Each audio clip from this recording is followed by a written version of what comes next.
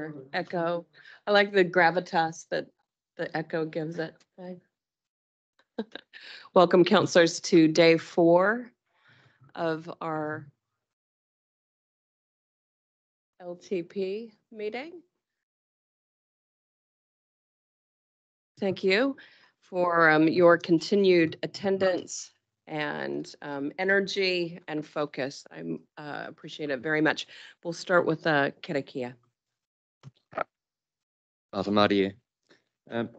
Whakataka taho ki te uru, whakataka taho ki te tonga, kia makinakina ki uta, kia mataratara ki tai, e he aka ana te atakura, he tio, he huka, he hoho, tiho mauri ora. Kia ora, thank you, Chris. All right, as I said, welcome back, day 4. I think we're on the home stretch. I hope everybody is focused on the endeavor ahead, and we can see it through, see it out. I'm going to go to you, Janine, just to take us through what are the outstanding matters we still need to work our way through, and sort of set the program for the day. Janine. Thank you, Madam Chair. So where we have left conversations is essentially that we still just have the group of activities section to work through. Conversation has been to do that by exception, where there are key matters within there that councillors would like to get more information on. What I have done on this slide here is pulled out from that section what I believe are the key matters to bring to council's attention and just to, I guess, confirm the position in relation to those matters. And then the other one that still lies on the table was in relation to the investment income and the application of that. The recommendation from staff in the report was around the $1.9 million that's available for distribution from the fund to go to rate subsidy. When this matter was taken, that rate subsidy was struck through and noted as a distribution. But for certainty, I believe we do need to loop back to that one. But if I just go to the previous slide in terms of the matters for consideration, I guess just to check in with councillors whether that will work. So trying to pull out those key matters, then it can be, I guess, more of an open conversation through the groups of activities on anything that we haven't covered. And we can capture the changes from those conversations.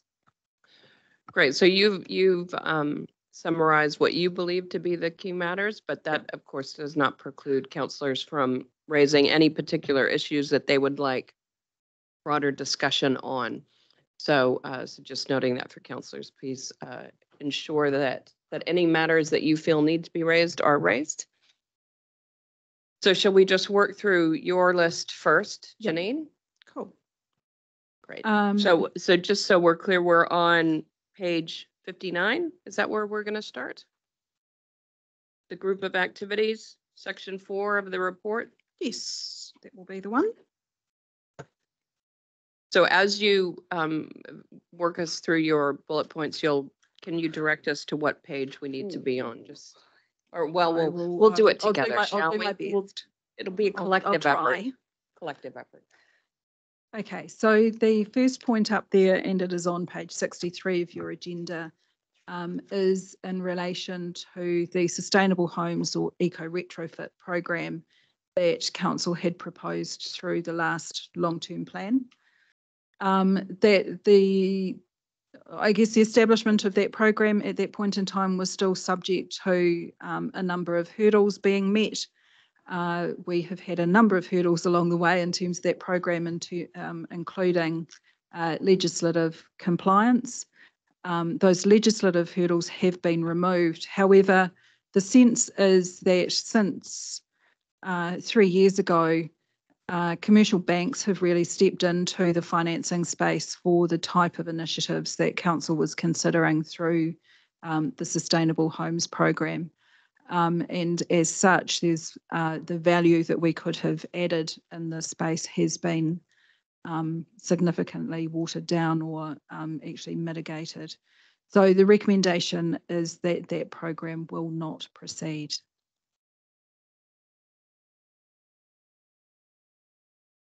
Councillor Strange? Yeah, thanks for that narrative, Janine. Yeah, I think it's really important, as it says on page 64, that we do discuss that with the community and just acknowledge the challenges. But yeah, happy for that to proceed, as you've said. Acknowledging it was a good idea at the time, however, things have changed. Thank you. Councillor Marr? Yeah, also support the staff's position. Any other commentary on that? No? Go ahead. Thank you. So page 62, so sorry, a little bit go backwards to go forwards. In terms of the Warm Homes Clean Air program that Council has operated for a number of years and in conjunction with South Waikato District Council as well. The figures in there quite clearly show that it is becoming harder and harder to actually get people participating in that scheme, even though it is, effectively supporting them financially to upgrade their properties with insulation and clean heating. The recommendation based on what we're seeing and from a program uptake perspective is that we close that program, and we clearly need to be communicating that with South Waikato District Council. What we have noted, though, is that with the change in, I guess, air quality standards from a PM10 to a PM2.5, there will be a need to consider an alternative to this program in the future. Staff haven't determined what that may look like, what form that may take, but just in noting that if we discontinue this program in its current form, it is likely to be something that we will need to come back to in the future. Councillor Strange? I'll keep it brief. Yeah, thanks for that, Janine. Just so we know where to look out for it when it comes up again, the review, which sort of committee or will that come through? Ooh. You don't have to answer me now, but just at some point. Thank you. Yeah, so it might be within the Strategy and Policy Committee, I guess, in terms of the air quality. Tracy? Through you, Madam Chair, morning councillors. As noted, I think in paragraph 114 there, we have an existing air quality strategy that went in tandem with the NES air quality when it first came out. So the incentive program that this was born from our whole response. So we would, as noted there, we'd have to review the air quality strategy and the tools that we're using. Thankfully, we've got some really good evidence to say this might not be the best tool, or the way we've framed it up might not be the best. So that's what we've said. It would probably run through strategy and policy in the first instance, noting, of course, that we have regular reports on air quality to EPC. All right. Any comments? Relative support of the staff recommendation here? Yeah, happy to support based on the numbers that are quoted in the report. I actually did speak to one of the South Waikato District Councils as well, and they gave me the similar kind of comments, so I'm comfortable with that at this stage. Thanks. All right, thank you. Thank you. So page 62, in section 110 of the report, we've noted there the 100,000 per annum for the Waikato Housing Initiative. So that is currently built into our budget assumption, provided for within the baseline budget that staff presented.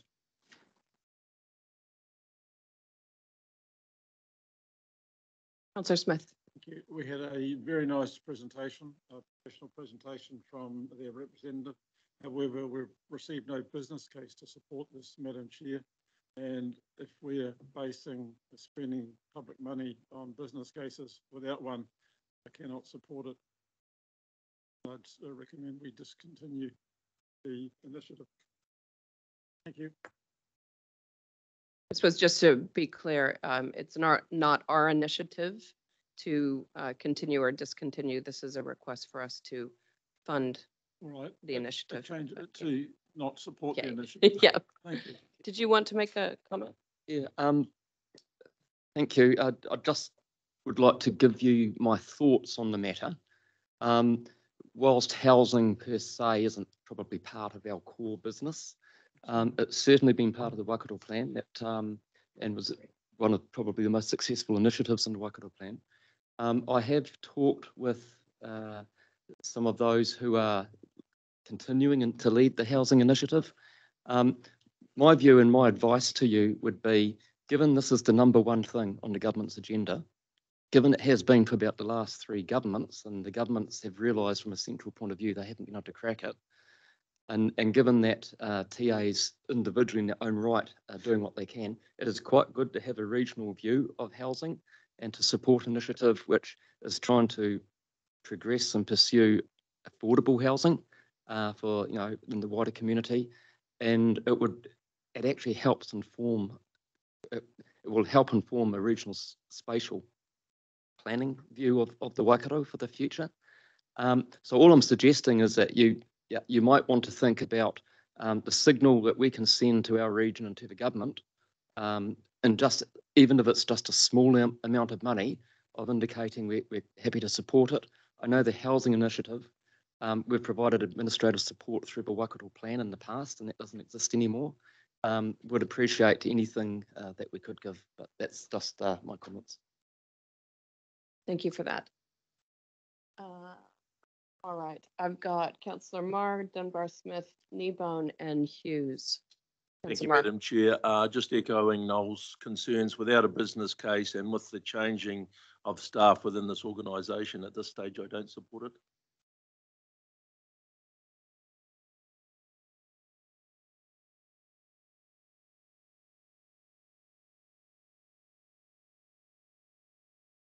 Councillor Dunbar-Smith.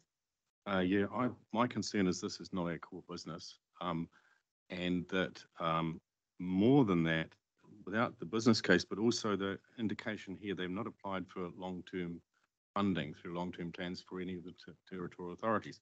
TAs are the ones who actually have a say about housing rather than us. It will be picked up, I guess, in their spatial planning process. If we wanted to do admin support, then that's something that's okay, yes, but I wouldn't advocate this going forward. Councillor Kneebone. So I do think we should support it. Chris, just on, I think Warren made some comments around they're obviously having some staff changes at the moment. I'm assuming we could safely assume that that's just a process that all organisations go through. What sort of caveats would we tie around this potential $100,000? We would have, because to give ourselves some certainty that some of the concerns that have been raised aren't going to cause us problems. I mean, I personally think it's something that if the region per se is going to support it, then the regional council needs to play a part in that, because we've seen in the past what happens if we leave it to TAs. It becomes quite disjointed, which isn't, if I recall back to the presentation that Axel gave us, that's going to cause us all sorts of problems, and it's probably at odds with how they're wanting to manage it, if that makes sense. Yeah, I know that, I'm not sure, is it Karen and or Tracy might have met with them just more recently than I have, but certainly there's Lala Iramia, Thomas Gibbons from the council in Waikato. They're centrally involved in trying to ensure it's going ahead. They've got a lot of philanthropic funding and trust funding to assist it, but that's actually to get affordable housing. What they probably are looking more is for some support in the administration of the initiative. Yeah. I don't know if Karen, if you're able to comment in terms of where they are at with changes in personnel.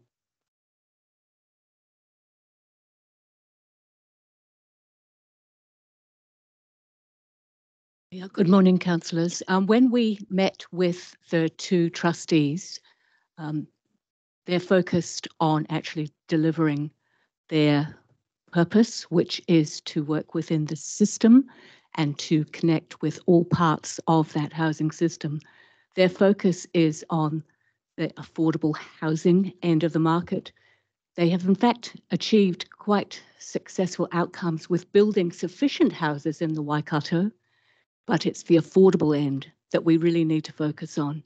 And so their objective is to increase the proportion of affordable housing to 20%. Their view is that they will be putting themselves out of business within 5 to 10 years if they can achieve that.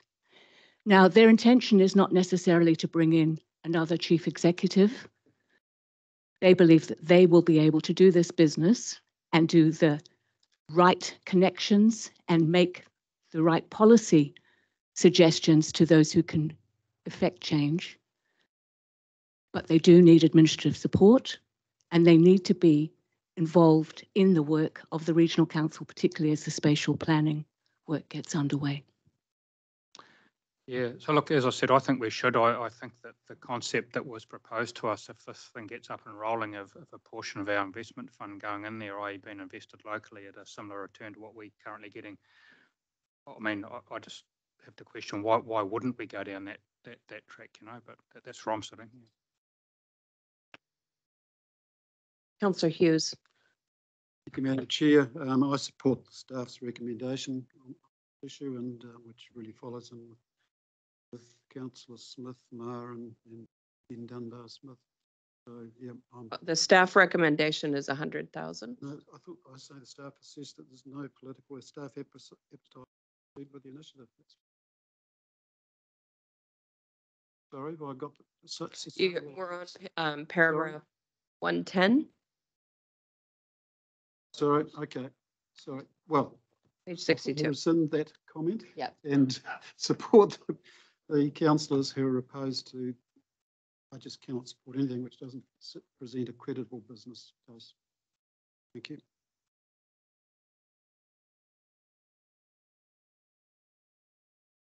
Housing actually is, because at the current costs of around $8,000 to $5,000 per square metre, it's at a $600,000 house and land. It's only 120 square metres. It's not a very big house. Is $1 million affordable? What's affordable? And I think that's the question, Madam Chair, is what are we actually setting out to support? So my understanding of the Waikato Housing Initiative is they are exploring all of the avenues to ensure that there are affordable ways for people to enter housing.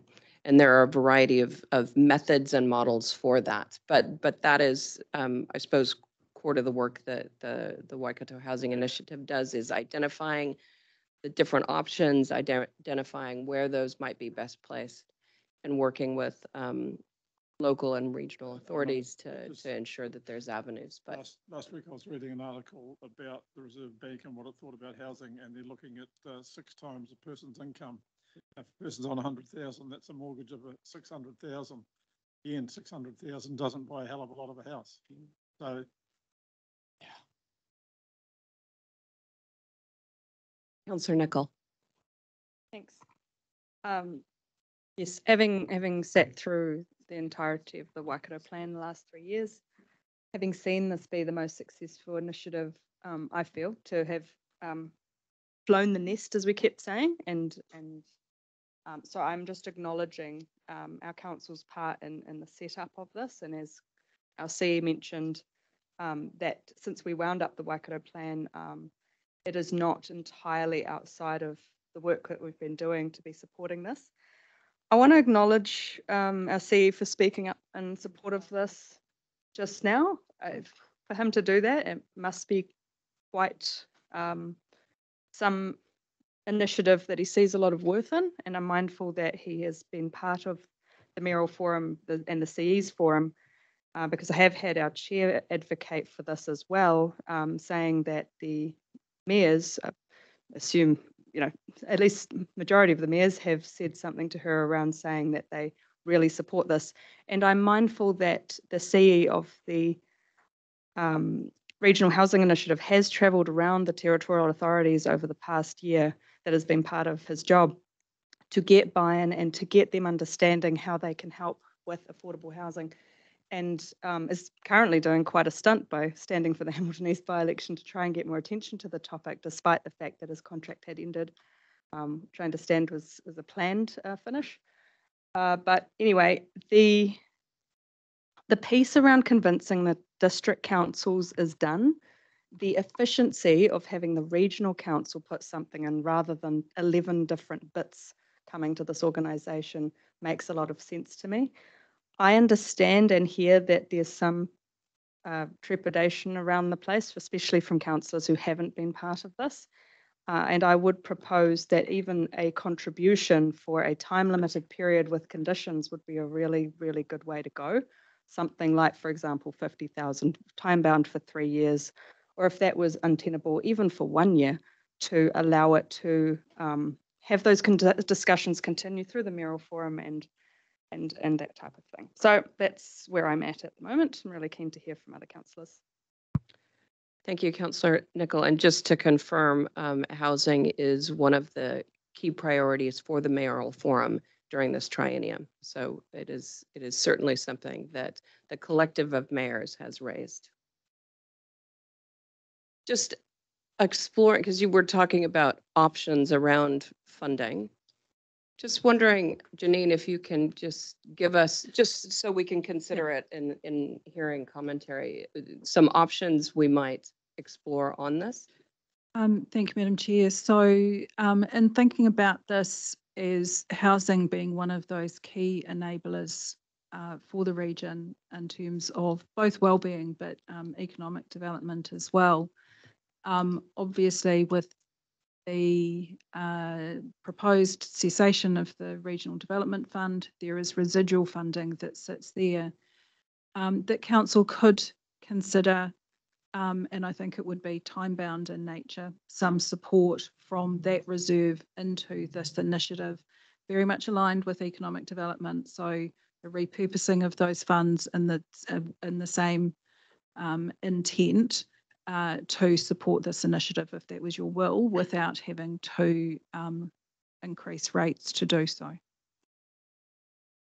And that commitment could be time bound, as Councillor yes, Nicol was suggesting. Maybe it's a 1 year or 3 years contribution or 3 years. I think if you're going to, if council's uncomfortable to step into that space in an ongoing way, then it should be considered time-bound with the opportunity to review at the end of that period in terms of what difference has that made, what progress has been able to be made.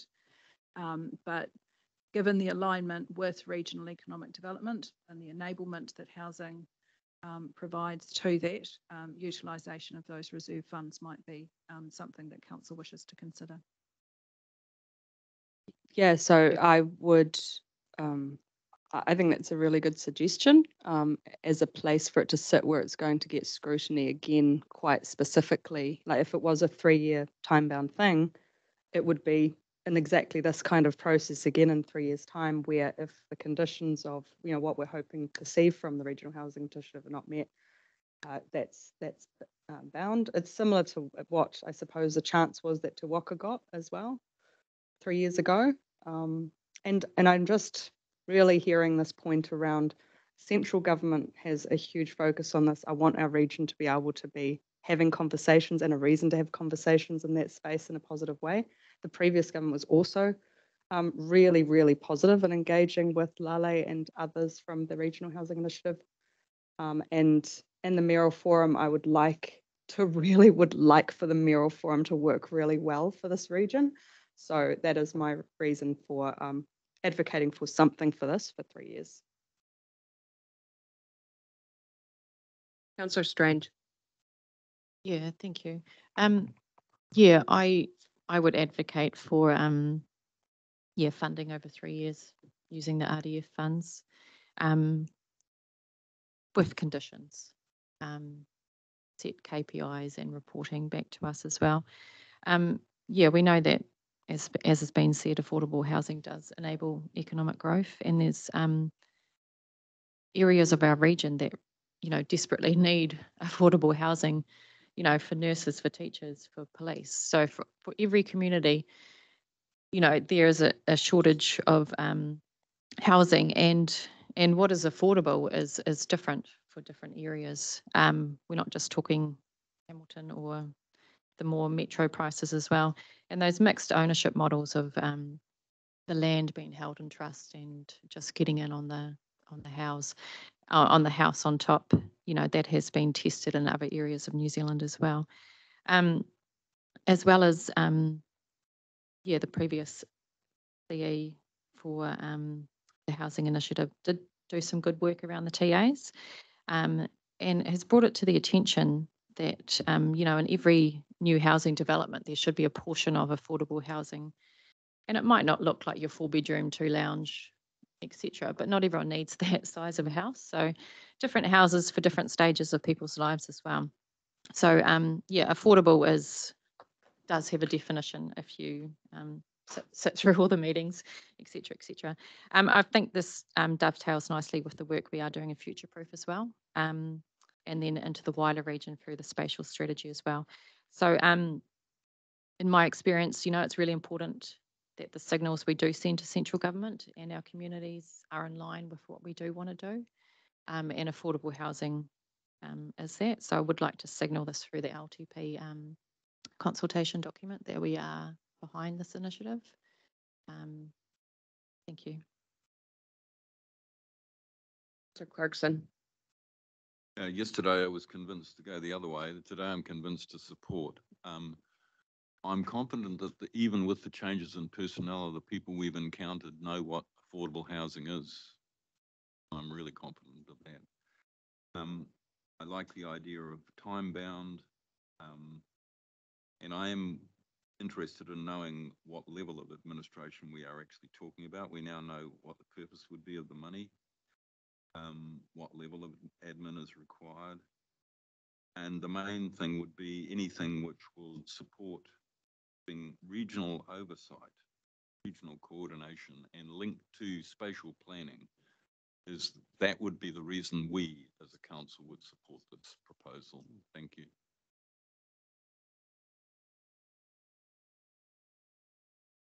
Oh, Councillor Dunbar Smith. Oh, sorry. Wait a minute. When did Councillor? Okay. So we'll go Ben, and then we'll go to you, Clyde. I'm concerned that we're being asked for $100,000 with no business case and no idea what it's going to be spent on. If we're looking at admin, I would say that let's put 25,000 in 1 year or 3 years, because that's the staffer in town. Being told that the chief executive that was there has left and that there's no intention to replace them. So why are we putting up $100,000? This is not to build affordable housing, simply to admin something. And if we have an internal staff person is supporting them which becomes part of our spatial plan, my other concern is that if the Mayoral Forum thinks it's such a great idea, why aren't they putting money in? This is a TA issue. We shouldn't be the primary funder of this. Councillor Graf. Well, same lines as Ben, actually. What are the TAs contributing to this initiative?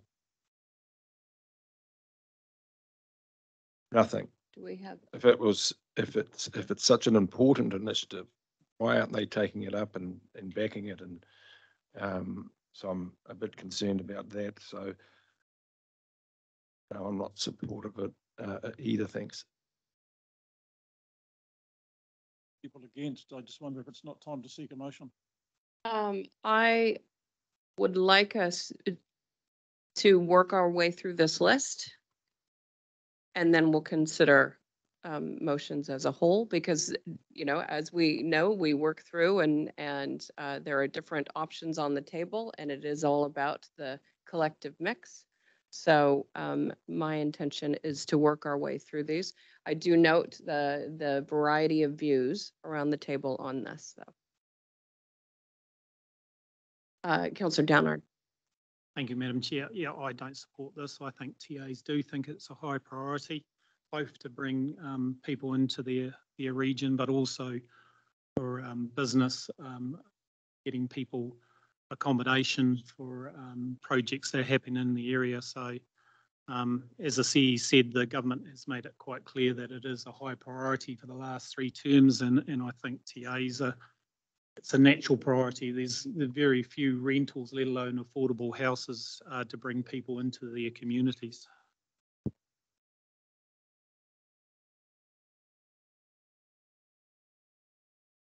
Yes, all right. Councillor Nicol. Yeah, I'd just like to add one more point. I mean, this is all about decisions to go out for consultation. So I would suggest, well, what I'd like to see is a number going up for consultation for 3 years funded from the RDF, for example. And I would like to hear from the TAs through their submissions through us, whether they think that it's sufficient, whether they think it's not needed, whether any of the community think that this is a no-go, and we read those comments and then we make a final decision in June. But I think that would be a really good way to go for now, to give respect to our CE and our chair who have advocated for this quite strongly. Yeah, that's just my last thoughts. Thanks.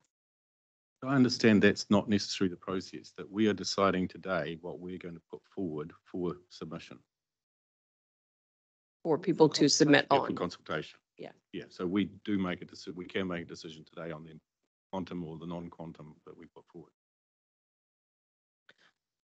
Councillor Cookson. Thank you, Madam Chair.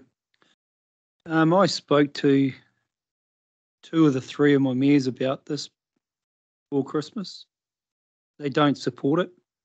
So why would we support it? So I don't support it.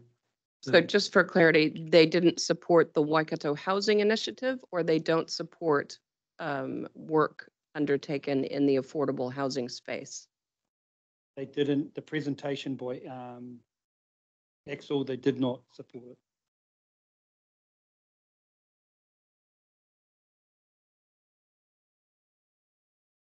Did you want to make any other further commentary, or shall we move on to the? Madam Chair, I don't think so.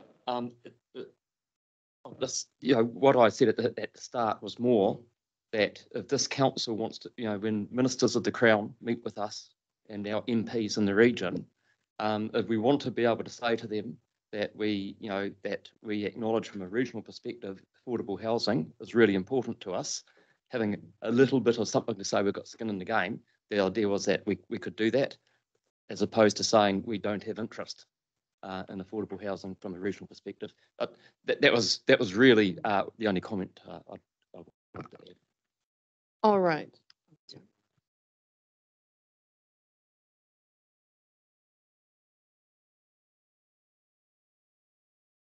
Just noting, Councillor Hodge, did you want to speak? Good morning, Koto. No, I'm all good. I think what I said in the chat will suit the top 2. Yeah, no, I'm all good, Pamela. Thank you, Chair. Okay, so just for councillors, Councillor Hodge has said, I am happy that eco retrofit will not proceed in South Waikato District Council area. I am in support of the Waikato Housing Initiative. Thank you for putting that in the chat, Katarina, much appreciated. All right, as I said, I do want us to work through all of these areas because we know that they all contribute to the whole in terms of our decision making. So shall we go on to the next one? Yeah, thank you, Madam Chair. So the next point, and it's on page 71 of the agenda, just in relation to the Wharikawa coast. So noting that work to develop the funding policy and rating classifications will proceed with costs of that work assumed to be recovered from that community once the rate is established.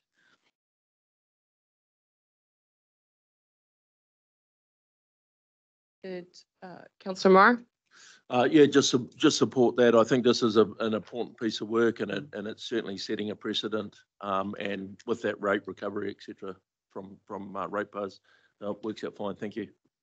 Yep, support from me as well. Just Just a question there. Does that mean that the cost of developing the funding policy will be recovered from the community?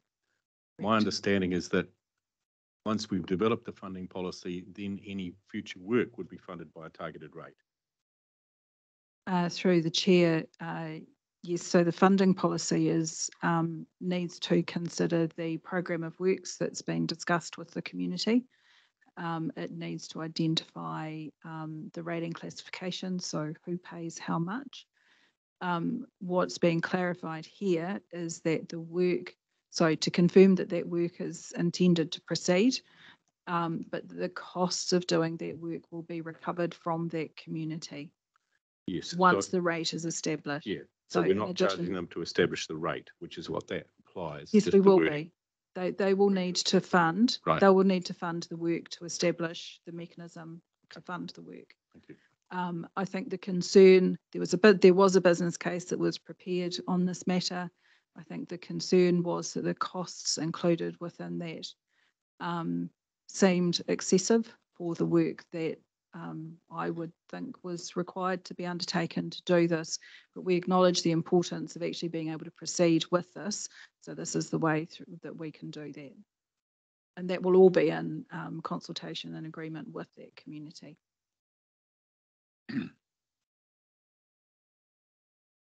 Councillor Hodge? So Whaikawa Coast is a contentious place to work around. I was there for the first 6 years of my terms. I'm happy doing what the staff are saying on the condition that we can guarantee the recoverable of funds from them, because of the first 6 years we had out there, it was totally, they weren't interested, you know, and I do know that they've gotten better over time. They understand the role of the councils and their role as well. But I'm only going to be backing this if staff or whoever can actually guarantee that the cost is recoverable. Because I do know for a fact that unless their rates are paying well into this, they were not interested in funding anything that was going to progress their area. So I put a lot of reliance on Jean now because she's there. But you know, that's where I stand at the moment. I'm happy to tautoko as long as the cost is recoverable. Madam Chair, I'm on the same point, if I can. Yes. So I support this and the work that's been done, but I would like staff to explain how Mugridge's, there was a huge amount of work done there and council wasn't able to recover it. I appreciate it's in a different space, that's water, catchment, but if we've got an example of work done, not recoverable, where is the legal ability to recover costs once a policy is put in place for retrospective work? So, you know, I appreciate there's different laws for different things or different policies for it, but if you can't recover in one scenario, how can we suddenly recover in another? So I think I'd like some assurance, and that's on the same line, I think, as Karakia. Thank you. So through the chair, as I said, I think this needs to be undertaken in conjunction with the community, and that there is a clear understanding and agreement up front that we will do the work to develop this policy, but that the costs will reside with you.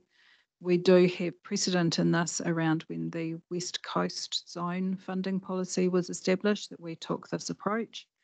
In relation to Mugridge's, there had been conversations with those landowners in terms of if this doesn't proceed, then the costs associated with this will still be recovered. I think the scale of the costs in that space, though, got to a point where council made a determination around how those costs would be funded once, I guess, the government funding for that initiative wasn't successful, with a proportion of that left against those direct beneficiaries as well. So with Mugridge's and Tauhei and the likes, prior OPAs or whatever we like to call them, how can then council be assured that costs won't get to a point where it fails, and again, council will have to pick pieces. Yeah, what are the benchmarks here? So I think we're talking about very different things here in terms of this is the establishment of a rating scheme. Work has already been done with the community around the program of works that is required to be undertaken. So this is the establishment of the rating mechanism to fund that program of works. Yeah, That's all. I just think there's been examples where well-intended projects have got out of scope really quickly and people have lost interest. Costs have then had to be borne by this organisation. I'm just not sure. I absolutely support, as I say, but I am not yet convinced that there's a process in place to ensure it does not escalate beyond a point which the community will absorb. Would that, since you're suggesting that this is just the establishment of a rating mechanism, once that rating mechanism is developed, does that have to go to consultation to the community? You know what I mean? If I understand, there's been work with the community to establish the program of works. The collective has now come to the region to say, how might you collect rates to facilitate the delivery of that work program? That's the mechanism we're devising. Would we then go back to the community to say, this is what is proposed to deliver on what you've asked us? How do you feel about that? Just to ensure that there is community buy-in. So, yes, so I would say it's all very well for a community to agree to a program of work without understanding where the liability for costs for that program of work may fall. Now, that's the work that needs to be done in terms of rating classifications and the rate, setting up the rate for that area. When that work is done, I think there is a process that is needed to engage with that community to go, this is the bringing together of those elements and the implications of that work for different parts of that community. Sorry, you've lost. So just, I've got a speaking order of Councillor Hughes. Just hang on. I've got a speaking order of Councillor Hughes, Marr, and Cookson. I do want to get a light for Director Ryan over there to weigh in on this, but you are continuing with the floor. My experience in the drainage and river area is that with land settlement through drainage and the likes, and we've talked about that issue yesterday, there's a number of needs for reclassification of land and therefore costs. But what's prohibiting some of that is the actual costs of classifications that would lead to a rating area. So that won't change moving from drainage and rivers to the Wharekara coast. So that an unknown piece of work for rating classification, or is it just going to be one big area? That's it, one rate. So we're talking unknowns here. And that's what we're talking about developing in this. Yes, but there's a cost to that. And that's what I don't see come back on us. So I'll leave it at that. Is that not our job, though, to do the establishment of rating mechanisms to deliver on the work of our community that our communities are asking? At the moment, we do not have a funding mechanism for that community to deliver the program of works that we've been engaging with them on. So if we want to deliver those works and we want to recover that rate, the funding for that from that community, this is the work that's required to be done to establish that rate and determine who should be paying. Now, I agree that the classifications, and this is one of the challenges that we probably face, is advisors to us historically who have done the classifications are no longer actually in that game. So who, and I'm not sure whether there's been any discussions or thought around who would do this work, but that classification process is vitally important to understanding the benefit from the works that are done. And I suppose this is what enables us to have the conversations with our community, because Then we it's can sort of all ask helpful. for this, that, and the other thing. Yeah. And very And then well we don't wanna pay. intended, but Or it's but unaffordable. often when it comes down to footing the bill for things, that's when we think really long and hard about how far, how fast we Yep. want to progress with something, right? Correct. Okay, just, Greg, were you wanting to add any comment or? I guess just maybe something that might provide some assurance for councillors is around the nature of the work that we are talking about here. So this will be a river management work program. It's not flood protection. It's not land drainage. It's similar to river management programs that we have across the region, which aren't targeted in particular streams, for example. They work within an area wherever the need might be to, for example, arrest erosion, help with river stability issues, removing blockages, that kind of thing. So it's a relatively low-key program with similar programs in the region funded in a relatively simplistic manner, as opposed to our flood protection and drainage schemes, which, as you well know, involve differentials and all sorts of things. The scale of the program has been estimated already, in terms of what kind of the scale of work that might be required.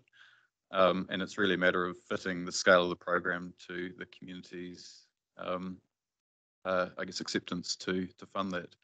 I think it's in the order of 100,000 to 200,000 a year at the most, I believe, for the actual physical works. Total program. So it's not a massive program, and it's a relatively low level river management program as opposed to more significant flood protection works. I believe it's in the order of $100,000 to $200,000 per annum for the actual physical work. So that's blockage removal, sorting out erosion, just as issues ongoing. Yeah, storm remediation, etc. Councillor Nicol. Oh, Yeah. sorry, wait a minute. No. No, have your order. So I've got Councillor Hughes, Councillor Marr, Councillor Cookson. Then I'll come to you, Councillor Nicol. Councillor Hughes. Thanks, Madam Chair. Just reflecting back on the workshops we've had on this, we're absolutely clear up front that council was not going to take on any responsibility that was not required by the community, that I assume, and we've been assured by our members who are on the committee there. This has been discussed in detail with them. There's an acceptance of the situation. Greg's clarified the dollars concerned. They're not significant, but I don't know the number of properties. Look, I concur with what's happening, and I just think the sooner the consultation takes place, the dollars are discussed, and we get on with this, the better. And if they're not prepared to pay for it, well, then we don't spend the money. For me, it's very simple.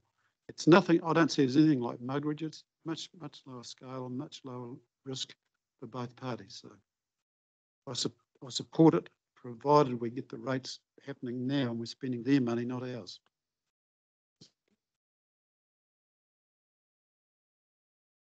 Councillor Marr.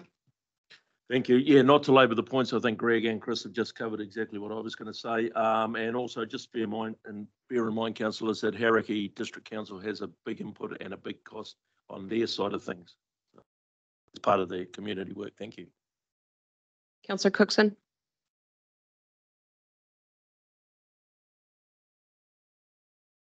I just want to confuse that. For a community to then accept these costs, I would have thought that would have had to go then to an election process that they, like a new drainage district, that they all went to vote and then accepted that they were going to be, because that's what happens if a new drainage district has to come into our drainage schemes. It would have to go up for through an electoral process that 75% of the drainage network would want to join, and they'd accept all the costs that regional council would have put against them. So I'm just wondering isn't that what should happen here? You're asking what the process is for once we establish a rating, a suggested rating system. Then they can't pull out. What is the process by which the community either endorses or supports that as something they're willing to undertake? What does that process look like? Yeah, so through the chair, substantial work has obviously been done with the community already to establish the program of work.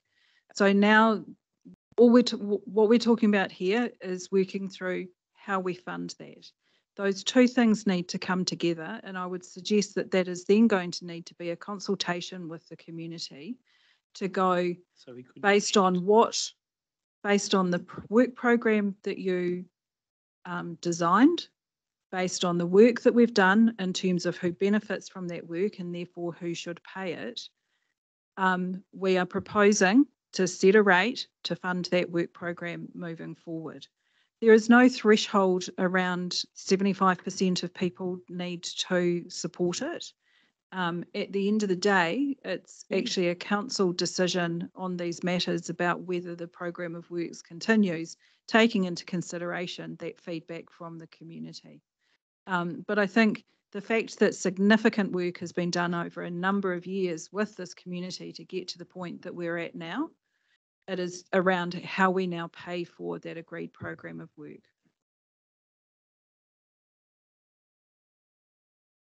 I haven't got a problem with that. I just think the same as Noel, I think we could get done with stranded assets that we've gone and spent so much money getting this, and then they go, no, we don't want it because this is what it's going to cost now.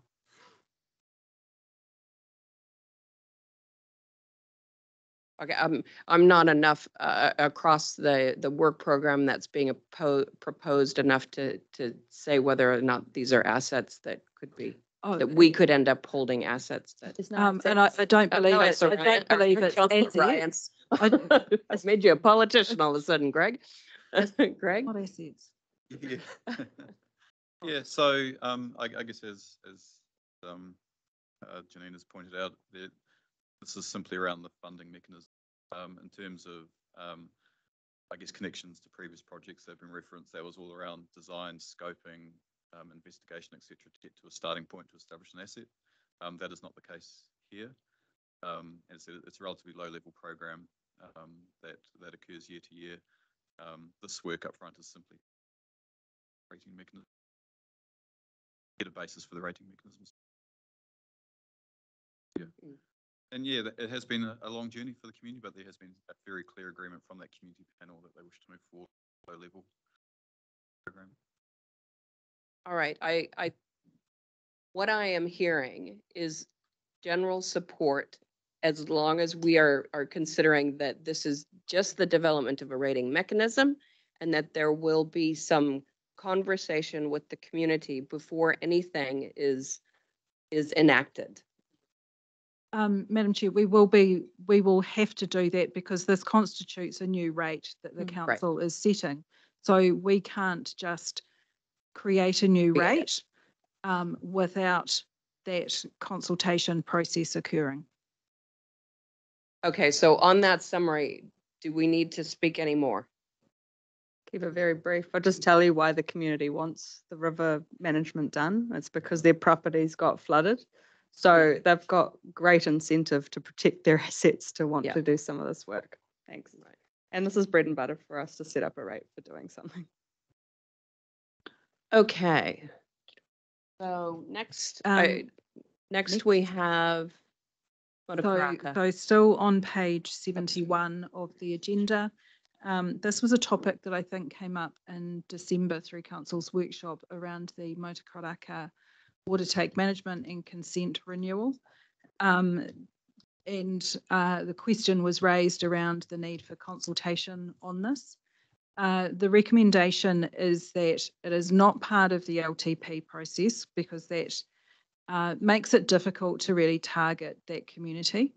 But that there is consultation that is undertaken in parallel with the LTP, then any decision from that consultation feeds in to Council's final determination around its decisions on the LTP in June.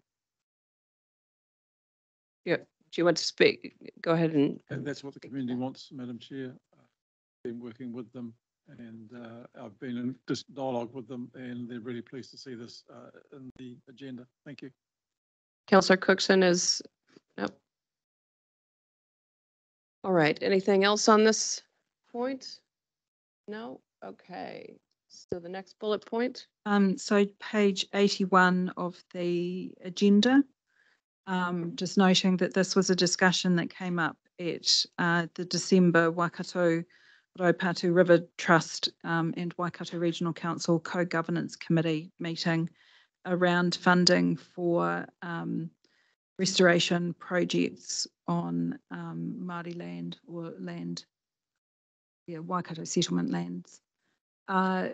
The estimated cost for those works has now been provided in the report, but noting that that funding need needs to be considered against our current budget. So rather than a request for more money, this would see prioritisation of existing funding that council has.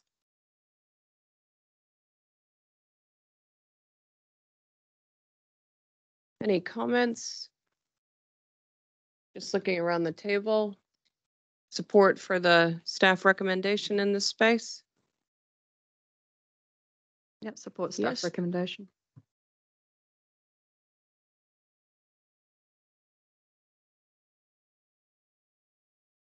All right. Sorry, Madam Chair, that's probably it from the GOA section in terms of the points that I have pulled out. I've got the council's position on funding to Waka up there, but that actually refers back to the business case. So whether we want to pause before having that conversation, and then there's also the investment fund discussion as well. One moment, please.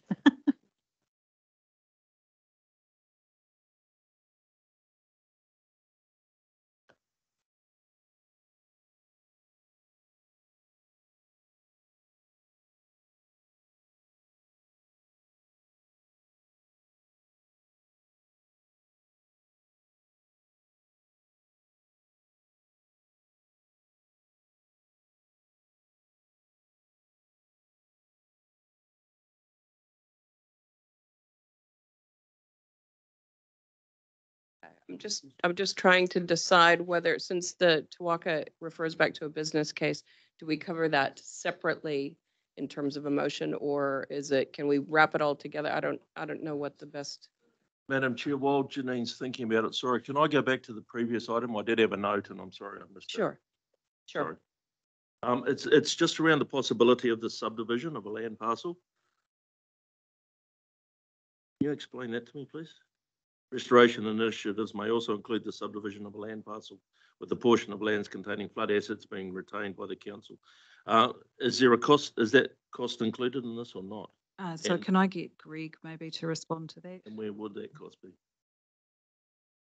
So this particular budget is more around the restoration activities on these land parcels as opposed to the subdivision activities. There are a number of other activities under the settlement that have been identified and aligned to other budgets within our work program. So this particular item is simply around that restoration work. And that subdivision, so we do have large parcels of land that do include our assets at the moment. And it may make sense to, I guess, narrow those parcels of land to make sure that we not only retain, I guess, protect our infrastructural assets, but also enable, I guess, excess land to be used for other purposes. So you're indicating to us in the future we may be looking at purchasing land that these assets sit on? No, that's not my understanding. No, it's more the process. So there may be as subdividing land, there may be a process to run through to undertake a subdivision of that land. Sorry, Mike, yeah. Greg, I think if I've got this right, you're referring to situations where our assets have become tied up in settlement land, and we're just making sure that whatever use iwi might put that land to, we can still manage and maintain and manage our infrastructure, if that makes sense. So I'm assuming we're proposing to try to encouraging iwi to subdivide those little parts off that have got our infrastructure on them, so that we don't get prevented from being able to operate them in the future. Okay. Yeah. Is that correct, eh? Is that correct? Yeah, correct. And it's certainly in terms of that agreement, there's a number of references to ensuring council can continue to sustain the scheme. So there was quite a challenging process during the land settlement claims. Assets got. Yeah. It clarifies it. Thank you. All right. Okay. Let's go ahead and have our discussion around Te Waka. And then we will have covered off everything. Is that correct? Unless there's something else that a councillor hasn't yet raised. Apart from closing out also that matter around the investment income and just being clear on the application of those funds. Right. But a it's- motion, potential motions out of this discussion may impact on that, right? Potentially. Yes. Okay. Yep. So, Okay, so we'll go ahead and have the Te Waka conversation now. And after that, we'll then take a break and just looking at our timing. All right. Yeah. So shall we carry on? So we're revisiting the business case. yes, so the business case on page 54. Madam Chair, are we going to make a decision or we break, or are we going to just discuss? No, we're going to just have a discussion. And then we can see what flows out of that in terms of potential motions people might. So, have. so But noting we'll have the yeah. discussion now. So there's a decision required around Te Waka. There's also still the Waikato Housing Initiative funding lying on the table as well. Yes. I guess reverting back to the business case, the recommendation from staff was to retain funding for Te Waka at the current level of 750,000 per annum.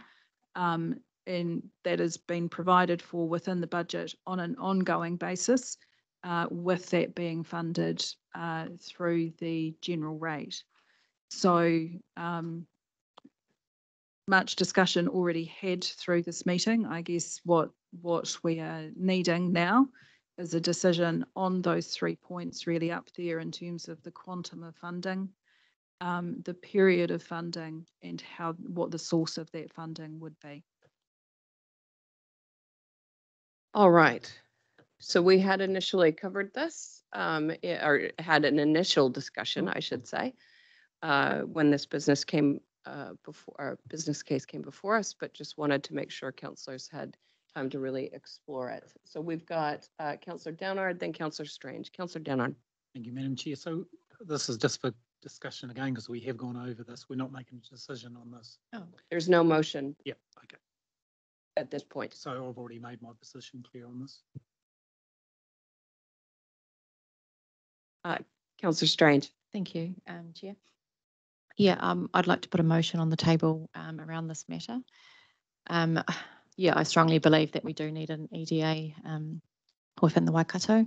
So I suggest that we would fund them for 3 years at 500K through the RDF money that's left after that fund has ceased to exist, with performance measures and accountability measures as well. So yeah, I would like to put that on the table and move that motion. So that is there a time? Was there a time? 3 years. 3 years.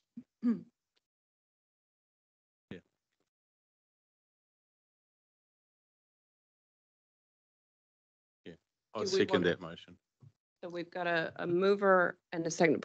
Can we just get that motion on the table? I'm not saying we're voting on it yet. I'm just want it to be in front of people so you see what we're referring to.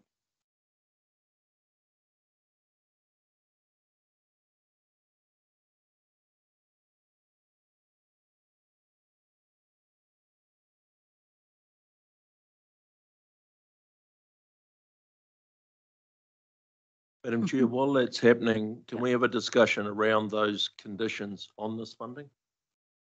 It's as in what Councillor Strange sees as the requirements around this. Yeah, we can do that. Or I'm just also looking to staff to see if there was any particular suggestions from staff as to what that accountability framework, I'm not sure of the wording yet, if that's what accountability, performance and accountability measures.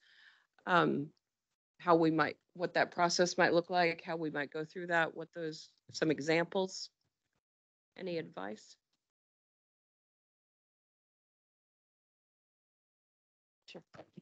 Through Madam Chair, the word accountability, does that, my question is, might that refer to something about their governance arrangements? In which case, I think council's expressed a possible interest in the past on having a discussion around his constitution. That they've indicated they would be willing to have that, about actually having representation from this council on it. I'm not sure if But we that's. wouldn't want to, we want to go through that conversation. We'd need to We're go not- through. Yeah. Anyone else that, sorry, just looking to Karen, you've had a great deal to do with Te Waka, just wanting to make sure that you have an opportunity to add if you'd like. Sorry, just so I've got, speaking word, I've got Councillor Strange, then Councillor Smith. Noel, if I can get you to. Oh, sorry. Yeah, councillors, there would of course have to be a process that we determine in conjunction with the recipients of the fund. We would have to have an agreed strategy with performance measures, KPIs, and then agree a reporting framework against that, which would cover progress against plan and the expenditure of the fund over time, just to show that they're progress and that they're not burning cash on things that haven't been agreed. So I think that's next stage after your discussion here today and your agreement, but that would be done at the earliest opportunity with Te Waka. All right, so we've got some wording up there that Te Waka receives funding of 500,000 annually for a 3-year period from the residual regional development fund reserve, and that staff develop measures for performance and accountability for council to review.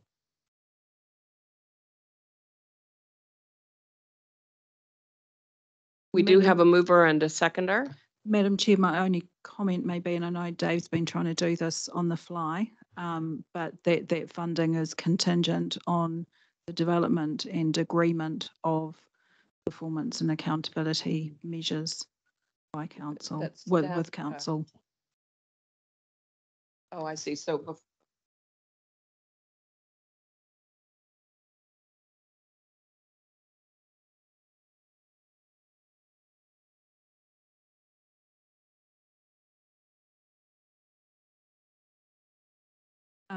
Yeah, well, and I guess just noting, I guess council can review and approve them. Getting Te Waka as a party to them, I guess, is probably the point in terms of that they need to be agreed with. okay, so does that agreement with Te Waka need to be recorded in this motion somehow? Well, just want to make sure. so, well, then it's contingent on performance and accountability measures set by council. Well, oh, that's a good one. That it is, okay, so contingent on performance and accountability measures set by council. By council. By council.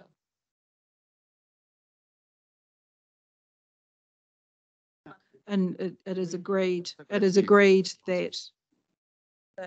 Te Waka would need to. Agreed by council. There just needs to be some process to enable Te Waka to sit down with us and Yeah, say, look, exactly. we think we can do that, but we actually couldn't do that in a million years. So Yeah. Sort of thing, you know. Exactly. So do we, I'm just looking around Councillor Clarkson. I'm just making sure that those words cover that issue of governance. Accountability would. You're okay with it being obvious?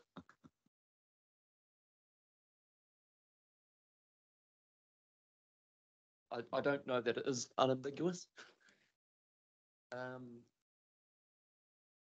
Probably that.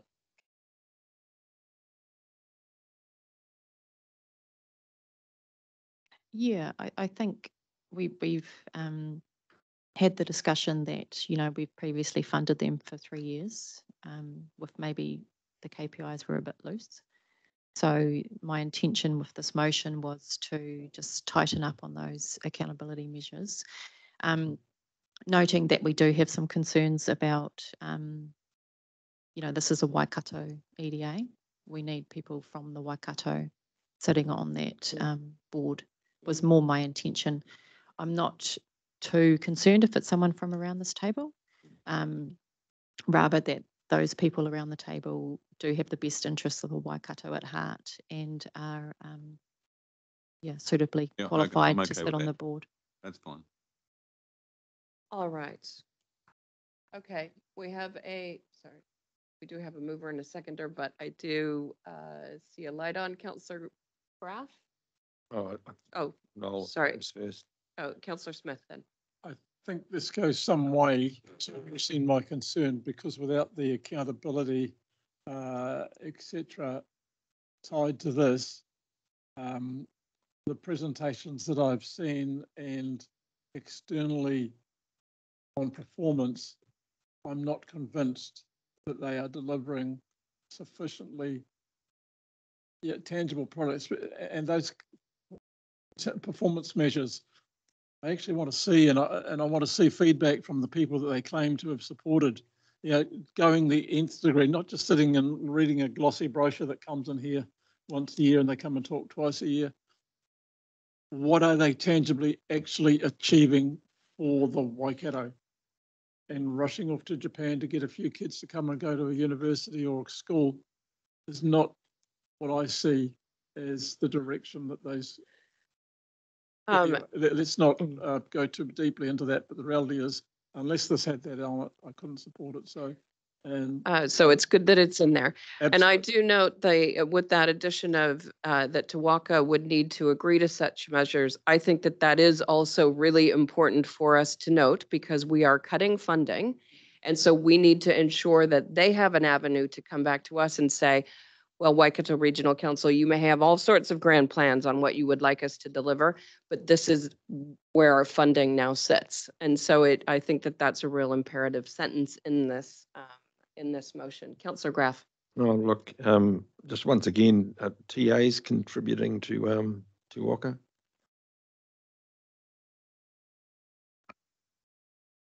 Some are. Hamilton City, I understand, is proposing a slight cut in their budget, and other councils haven't made the determination yet. So, and any idea on the level of funding? I see. Well, you see, EDA is important for the region, but I'm a bit concerned that I don't know that it's regional council's responsibility, economic development. So, and that they're coming to us because it's probably easier to garner money. But so I'm not supportive of it. But I think it's important to send a message of some sort to let them know if we're not interested in supporting our commitment. Thanks. All right, we have a mover and a second. Councillor Marr, did you want to? Something different. Something different. I like it. Different. Just to let councillors know that on the 7th, which I think is next Wednesday, a number of us do have a meeting with Te Waka. That's myself, Chris, Pamela, and the other Chris. So just alluding to that fact too. I think that it's an opportune time to raise some of the points that have been discussed over the last few days with them. All right, we have a mover and a seconder and a motion on the table. All those in favor? Opposed? Opposed.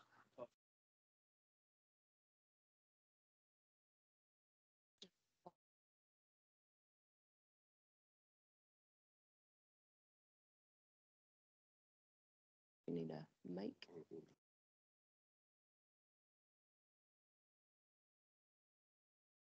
Good morning, everyone. Same process as yesterday. We've got a division called on the motion that is currently on the screen. I will call your names, and can you please indicate whether you support, oppose, or abstain? Councillor Strange, Support. Councillor Dunbar-Smith, Support. Councillor Hughes, Support. Councillor Graff, Oppose. Councillor Nicol, Support. Councillor Hodge, I support. Councillor Downard, Oppose. Councillor Smith,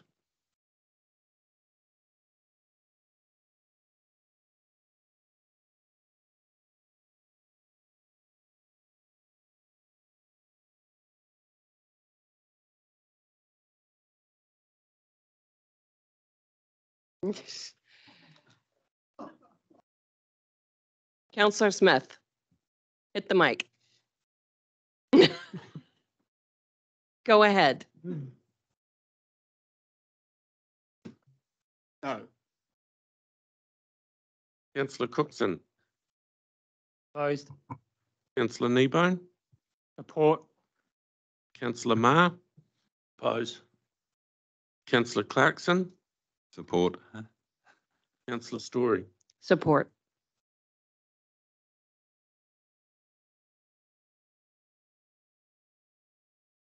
The motion is carried, 8 votes to 5. All right.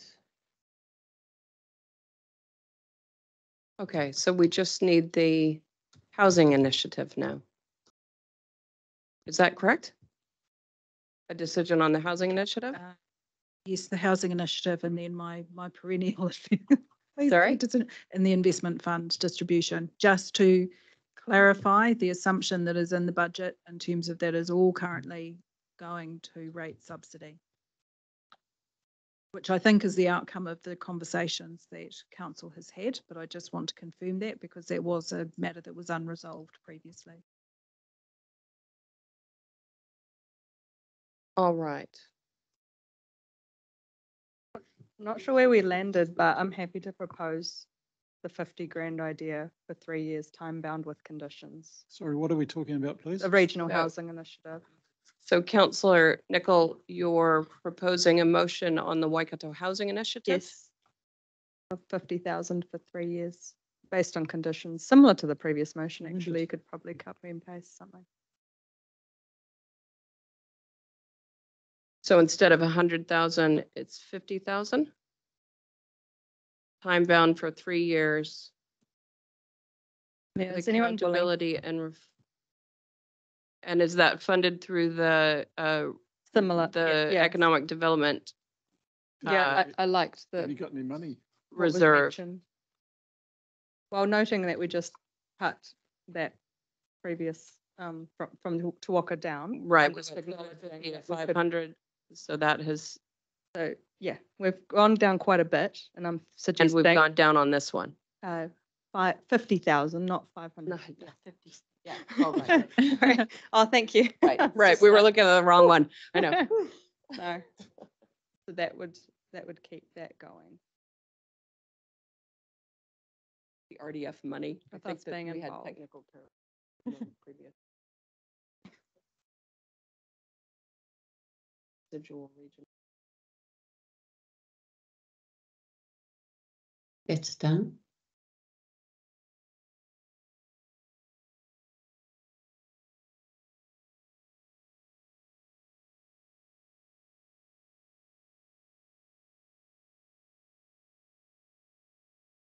So Councillor Nicol, you have moved that. Yeah. Is there a seconder on that? Happy to Councillor second that Strange one. has seconded Madam that. Chair. Open for discussion? Yeah, I'd like to foreshadow that if this fails, I would like to move a motion that we do not fund this area at all. Shadow that. Thank you. Madam Chair, I'd like to propose an amendment to test that that be increased to 100,000, please.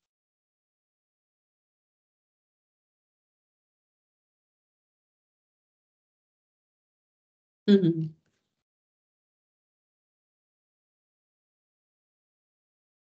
Have we got enough money in that area to do with this? Yeah, fund? just wanting to, can we get some commentary on that? How does it, based on that previous motion and both what is on the table as well as what is some of the proposals that have come out. Is there, how does that impact on their funding situation? So there's $3.9 million that is still held in that reserve. With the proposed funding for Te Waka, that's 1.5. And so between 150 and 300,000. Zero and 300. Yeah. Here, there is sufficient money there to meet these needs requests. And the other, because there had been other discussion of where those reserves would come, there is no negative impact on some of those other So through the areas? chair, there has been conversation about where that money may be rediverted to. There have been no decisions or recommendations coming from council at this stage on those, depending on what they may be. I guess I have a level of comfort with the proposals that council has been considering in this space, because to me there is a link with regional development. I think to look to repurpose those funds into other areas of council's activities is possibly a longer stretch, which we just might need to think about. Do we need to be consulting with the community on that? The other alternative for any residual funds is that it actually gets returned into the investment fund to address the deficit that's in the equalisation reserve in relation to that fund. So you said, sorry, I'm just seeking some clarity. Can I make sure you keep your light on down there, Janine? So you said that there was 0 to 300K still available. Oh, sorry, no, in terms of the options that are being considered here is anything from 0 to 300. So we've got, after the Te Waka decision, there's 2.4 million still available, against which we're assessing this call. All right, I just wanted to make sure I understood that we weren't, well, and I want all of council to understand the ramifications of these decisions. Madam Chair, process issue. please. Sorry. Process issue. Yes. Having indicated that I was foreshadowing a motion, should that take precedence over the amendment? Because that is an amendment in itself. It depends who's here and who's not, whether they hear what they're not. But I saw shadow. Oh, okay, we can play silly buggers if we want. So. All right. I think got it right, but procedurally the amendment shadowing is a future event. The amendments, Mr. Parr. Sorry, I just want to make sure that that advice is on the. Okay, we have a motion on the floor, an amendment and a foreshadowed amendment. The amendment would be tabled first. The foreshadowed amendment will be tabled should the amendment fail. Sorry, just can I get a comment from, Molly, I'm looking over there in the. Could I seek some Molly, clarification? I just want to get a opinion from Molly on this. Kia ora, Madam Chair. Kia ora, Council. Can you hear me? Yes. Oh, great. Well, the proposed way forward is fine. What Dave is saying is that the foreshadowed motion will be a future thing, but I think the key to highlight is that the foreshadowed motion is actually a direct negative, and that's the reason why we have to deal with what's on the table as well as the amendment. All right. Yes. Oh, sorry. Go ahead. Sorry, I wasn't quite listening 100%. Dave, did you say that if the amendment fails, I would assume we'd revert to the original motion of 50K, correct? Correct. That's correct. So that's okay. What you said before was that first it would be the 100K, and if that fails, it will be to Noel's foreshadowed one, and which would mean that mine wouldn't even get a test. That's correct. So you just said it's correct to two very separate things. I just want to get clarity. Yeah. 'Cause Which yes, order they're going to go in. So if I'm hearing correctly, So I think I've got we enough have to moderate take the answer. amendment first. If the amendment fails, we go back to the original motion. If that fails, then the foreshadowed motion can be proceeded with. All right. so we're, Okay. All right. So we've got, we will, so we've got an amendment from Councillor Kneebone. And do we have a seconder? Councillor Strange. Can Councillor Strange? I will second it. I will second it. That's keeping us on our toes, make it a little exciting, you know, let's close out with some, you know, some intrigue. All right, okay. So with the amendment, do we need to copy and paste that full thing or? No, okay. So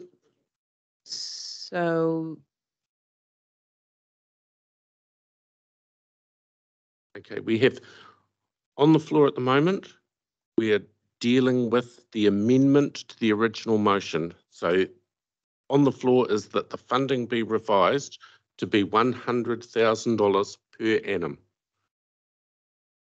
for 3 years. So this would change if it passes. We will have a substantive motion that is the original motion adjusted to $100,000. Now, a division has been called, so we can go straight into the division process with leave of the chair if that's how you wish to proceed. yes. Okay, so a division has been called. I'll call your names out. Can you please let me know if you support or oppose the amendment to the motion? Councillor Strange. Support. Councillor Dunbar-Smith. Oppose. Councillor Hughes. Oppose. Councillor Graff. Oppose. Councillor Nichol. Councillor Hodge. I support. Councillor Downard. Oppose. Councillor Smith. Councillor Cookson. Oppose. Councillor Kneebone. Support.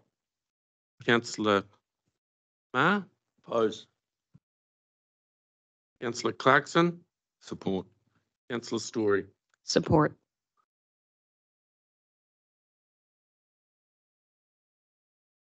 Okay, the amendment is lost 6-7. So now we revert back to the original motion. That's correct. So on the floor now, we have the original motion, which becomes the substantive motion.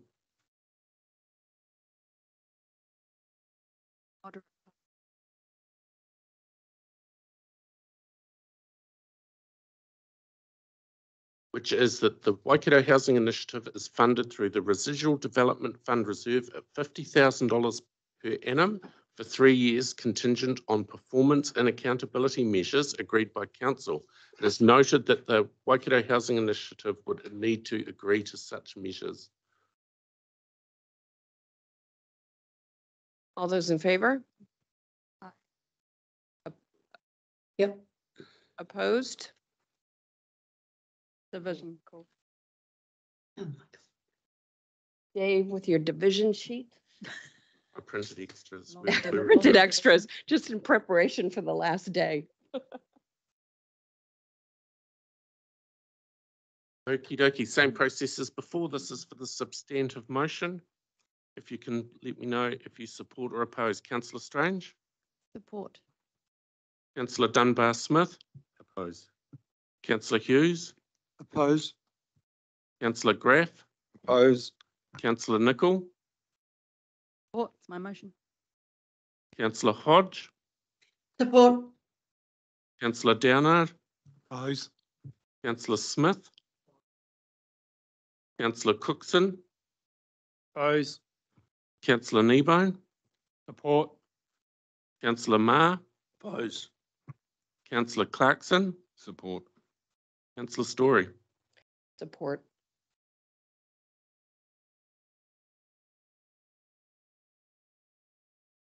Okay, the substantive motion has been lost, 6 votes to 7.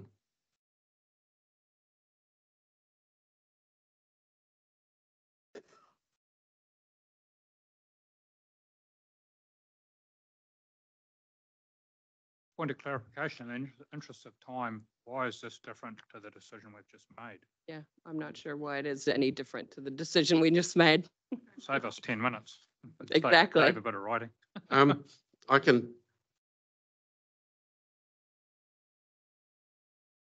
An absolute statement clarifies the position if there's a resolution. Councillor Smith is correct. If at the moment the Waikato Housing Initiative would receive no funding, you can resolve that the Housing Initiative would receive no funding, which meant in future, should you wish to fund the Housing Initiative, you would be overturning this resolution at that time. With respect, so what? I'm struggling to understand why we're going to waste another 10 minutes on this. I am as well.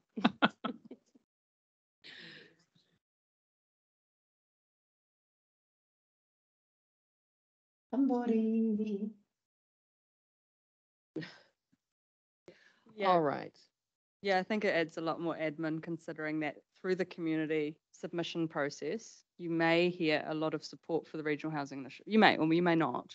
But if we did then try again, for example, you'd have to undo that other motion again and try again. I'm just saying it's And it does not unnecessary. It does not bind council from doing that. Yeah. In the I future. think they got a Ma- message from this, So, don't worry. Madam Chair, can I just clarify though, there's the assumption there that this will then be part of our consultation process. Just that the opportunity is always there for the community to comment on any part of our budget, right? I wasn't assuming that was a question or anything. Yeah, thanks. All right. For fun, we shall put the motion. We now have a motion that the Waikato Housing Initiative receive no funding from council. That's moved by Councillor Smith and seconded by Councillor Marr. All those Can we in have a favor? I want a division, please, if you're going to go through this process. Absolutely. Division.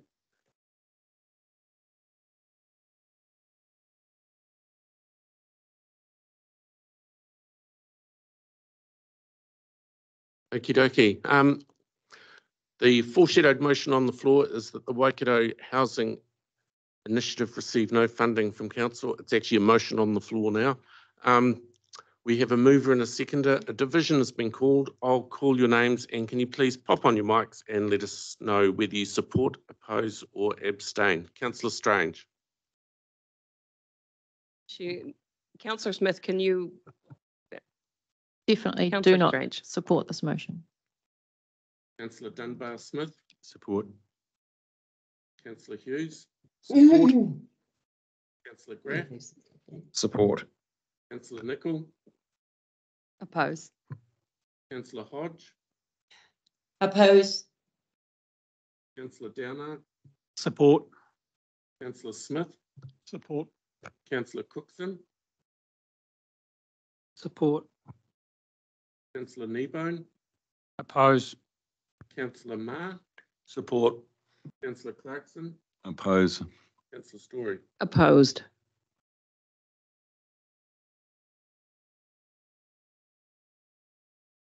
The motion is carried 7 votes to 6.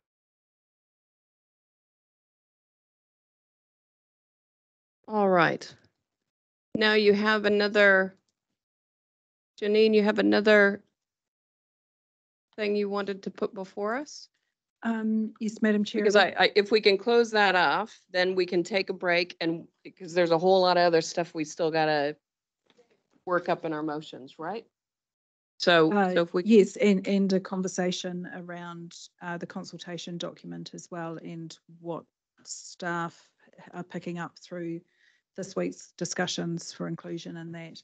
The other matter that I just wanted to revert back to was when we were talking about the financial strategy and the management of the investment fund and the return that was available from that. The assumption had been made, and is an assumption that's built into the budget, that the $1.9 million that's available in terms of distribution from the fund in 24-25 to be inflation adjusted thereafter is applied as a rate subsidy. That that funding hasn't been, there's been no alternative call on that funding for another purpose. So I guess I just want to have that clarified as a key assumption, and one that had, let's say, been left to lie on the table earlier through the council meeting. Sorry, just is there a slide that you had? Yep, I can pop the slide up. Just to draw our attention to exactly what we're discussing.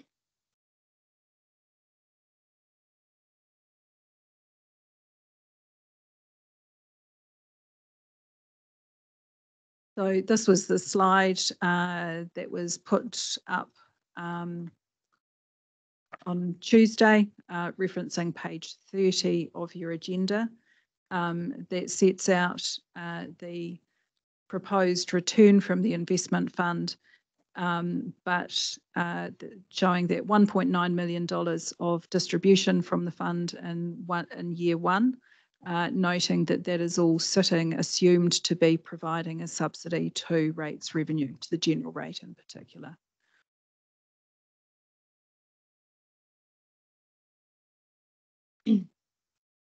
All right.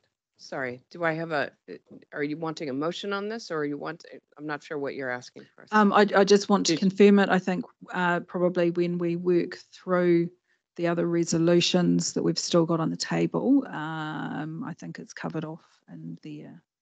Okay. But I just wanted so to you be want us to really discuss explicit it about now it, because there wasn't agreement to this on Tuesday, having now traversed all of the matters that I think potentially could have entered into this conversation.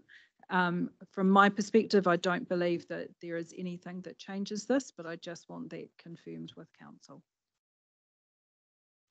Who was first? Councillor Strange, and then Councillor Dunbar-Smith. Angela. Yeah, thank you, Janine, for this. Yeah, I mean, when we met with our investment advisors, the new ones, this was the assumption that those meetings worked through, that 1.9 would be used for rate subsidy. And yeah, I see that carrying forward into all the budget projections that I've seen as well. So just on the rate subsidy, how is it communicated to our people that that is what we do? So through the chair, we normally note that the returns from the investment fund are used to offset our rates revenue requirement. So that's stated in a bunch of our policies.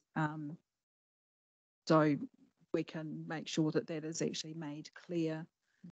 We will need to talk about some aspects of this through the consultation document anyway. We need to touch on the financial strategy, which sees the shift in the investment profile for the fund, and we can highlight through there how the returns from the fund are actually utilised by council. Yeah, thank you for that. I think that that sits well with that generational equity that we talk about. Thank you. I'd like to support this too. I think it's a form of intergenerational equity of the fund that's been sitting there actually means the people who are paying rates now get a reduction in their rates, and otherwise we're looking at another 1.5%. Thank you. All right, so so we've given you our indication and feedback. Is now an appropriate time then to take a break so that we can get all the wordings right on things for potential yes, motions? I guess just the checking in as to whether there were any other matters within the group of activities that councillors wanted to cover off. So we need to do that, I guess, around, like I say, the consultation document and the content that's the tenor of that. and then we can wrap with, I guess, Dave keeping us honest around the resolutions that are still on the table that need to be considered by council. Okay, so are there any other issues in the groups of activities that haven't been discussed this morning that councillors would like to bring to the table? I've got Councillor Marr with a light and then Councillor Dunbar-Smith. Councillor Marr. Thank you, Madam Chair. Just a comment around new measure for all council meetings to be open unless required under Lagoima. Is that moving to workshops as well? The statement there. What statement are you just? Page 65 in the slide display, but I don't think it relates to page 65 in our agenda. I think that is specifically relating to meetings. That wasn't intended wider than that, although there probably needs to be a discussion in the future about that, given some of the OAG findings recently. Just but the states that performance it's a measure new is measure. about. Yeah. Oh, it's a measure, yes. Yes, it's a new one because it hasn't been there before. When that says all council meetings, it's talking about official meetings of council and the committees of council?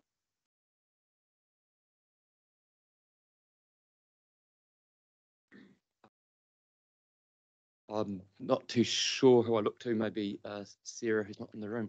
I think I'm happy to comment if you like, Chris. I'm listening in online. So just to provide some clarity, I wonder whether adding the word formal might clarify that we are talking about formal meetings of council and committees as opposed to informal meetings such as workshops. Would that be helpful? For clarity, thank you. Yeah, all formal meetings of council. I think the point is there's been a lot of public interest in it recently, and to be able to demonstrate some accountability and transparency, we'll be able to report on the fact that we are doing that.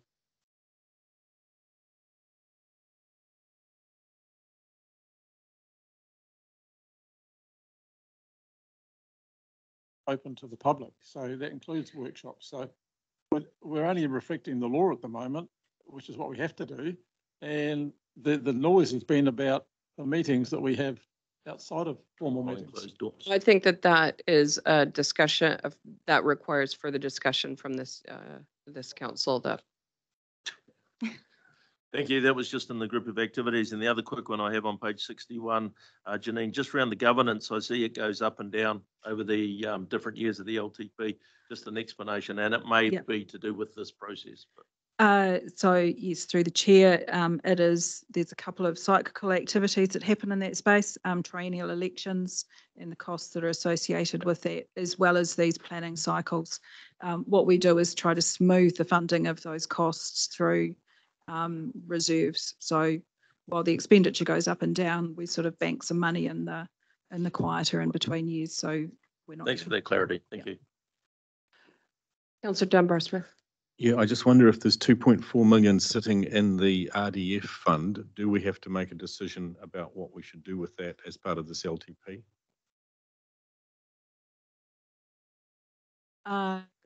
Through the chair, yes, it might be helpful to do that. I think, as had been explained with Council's investment fund advisors, one of their assumptions was that funding would return to the investment fund to address the deficit in the equalisation reserve. I think if there are other thoughts around the use of those funds, I think we need to test that in terms of the money was set aside for a particular purpose. What conversation should we be having with the community around using those funds for a different purpose? Well, I'm happy to move that it go back to the investment fund because it was raised for a specific purpose of economic development, and going back to the investment fund, it could be repurposed through there at a later stage. But do you need a resolution on that? I think that would be really helpful, actually. So, yes. Wait a minute, Clyde, can I get you to Clyde and Chris? I've got speaking order, I've got Councillor Strange, Nicol, Graff, and Hughes, just to get people. It was just, Councillor Niebon. just need to get the wording right on that to cover off what it was. So can I suggest we come back and do that after the break? Sure. Yeah. It's only take 5 seconds. Yeah. All right.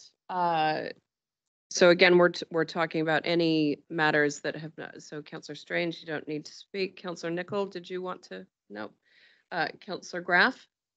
Thank you. Just thank you, Warren, for raising this issue here. Just back to that page 65. I just want to understand what is this going out to the public? Is that new measure for all council meetings to be open unless required? Just All once official. once again, this is all council meetings, is it, including workshops or just meetings? No, official meetings. So are we of council. suggesting that workshops will not be open to the public? We're not suggesting that we have not, we haven't, Will we- going forward, will we we be- haven't had that Sure. conversation Well, as a can council we have yet. that conversation as a We council? can have that conversation When as a will we have council. that conversation? When? I think Soon? I've just, Marley, I don't know if you've got that programmed in the near future, but it has been discussed recently. I've been an advocate for for all meetings, including workshops, to be open. And I'd just like to see this opportunity just to be extended to workshops as well, if that's possible. So this is a, go ahead, Uh, Molly. Aroha mai. Kia ora, Madam Chair. Just to, I guess, provide an update about this particular topic, we have certainly reviewed the recent advice and direction provided by the Ombudsman. At a staff level, we've taken it into consideration and thought about the steps that we might need to take to give effect to the recommendations from the Ombudsman. Our next step is to have a conversation with Council. So we certainly are wanting to do that with you early as we can. Thanks, Marley. Councillor Hughes? Good. Councillor Smith? Thank you. Now Ben's moved something in relation to the balance of the funds. I'm just concerned with ad hoc decisions on the fly. We, and that's, we haven't put that motion, we don't have a seconder to it, so we're. Drafting one. We did have a second, I thought, but my concern is there something else within the LTP that we would have liked to do, or, you know, just for example, I'm not suggesting it, but like, do we want to inflate natural heritage because that was so passionate discussed amongst us? Is there money that should go towards that to give it more impetus, a kickstart? I just want that discussion, please, about the options that we could explore rather than just throwing it into an investment fund. Investment. So I'll ask. Thank you. Yeah. And just to comment on that, I'd like to say that if it was raised for regional economic development, you can't then just shift it anywhere else. Let's consult it on. Yeah. All right. With that, I'm going to propose we adjourn for a break and then continue once we come back. All right. I'm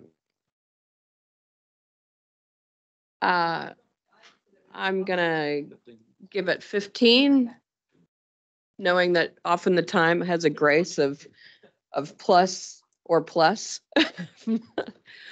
Meeting adjourned 11:20.